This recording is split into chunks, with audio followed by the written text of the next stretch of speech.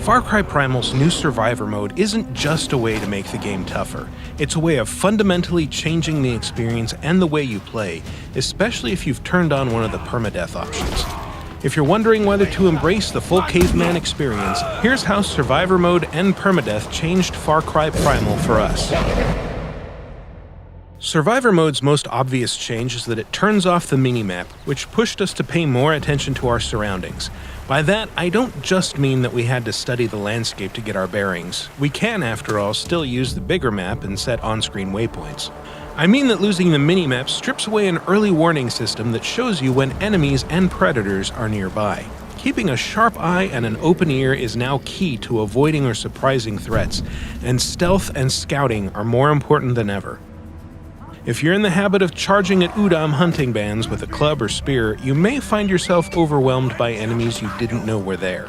On the other hand, Survivor mode's world is less populated during the day, so while you'll want to stay vigilant about wandering into an ambush or startling prey, it's not something you'll have to worry about as often. You may even find you can take a bonfire or two without a fight, so don't be afraid to explore and really get to know your surroundings. You'll also want to avoid exerting yourself unnecessarily. Every action now drains your stamina, and as your meter hits bottom, Takar becomes slower and weaker, and he'll start grunting and moaning until you can find a safe place to sleep. This isn't just an inconvenience though. The need to sleep gives Far Cry Primal a more concrete sense of time passing and makes the land of Urus feel just a little more real. Fitting in a mission or capturing an outpost during a busy day of hunting and foraging now feels a little more meaningful, as each well-earned rest brings you a little closer to total control of Urus. Having to sleep doesn't mean you'll miss out on nighttime. Just sleep until nightfall and head out with full stamina. Anything less is risky, because fast traveling to safety won't always be an option. Fast travel now eats up food and stamina depending on how far you're going, so if you don't leave yourself enough meat or energy for the trip, you may be stuck in dangerous territory until sunup. Even during the daytime, you'll want to keep a close eye on your resources. Missing with a ranged attack now frequently means your arrow, spear, or club will shatter on the ground, and crafting new ones takes a few seconds of holding down a button and waiting for a meter to fill, during which the action doesn't pause. And with crafting materials more sparse in Survivor mode, you'll want to be extra sure of your shots, whether you're aiming at a deer's flank or an enemy's head. Turning on permadeath means you risk all the progress you've made whenever you're in danger, so you'll want to be extra careful with your single, fragile life. If the odds are against you, there's no shame in running or hiding. Buying the sprint heal skill early on made this tactic a little more effective for us, as it let us patch ourselves up while we fled like Stone Age cowards.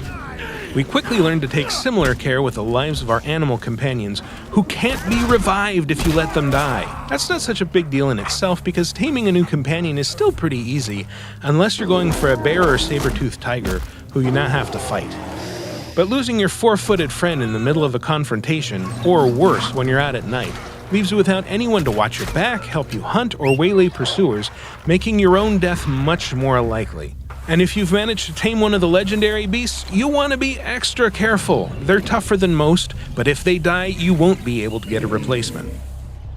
Now that the simple act of fighting a few Udam carries so much more danger, we also re-taught ourselves to use Far Cry's time-honored stealth tactics, which is to say we hid in a bush and threw rocks to lure enemies out of the open, one by one, for quick takedowns. It's not as much of a rush as impaling them with spears or cracking their heads with a club, but it keeps Takar alive, and the longer you can do that, the longer you'll be able to experience the unique risks and rewards of Far Cry Primal's Survivor mode. Survivor mode is available now as a free patch for Far Cry Primal on PlayStation 4, Xbox One, and PC. For more on Far Cry Primal and other Ubisoft games, keep your eye on Ubiblog.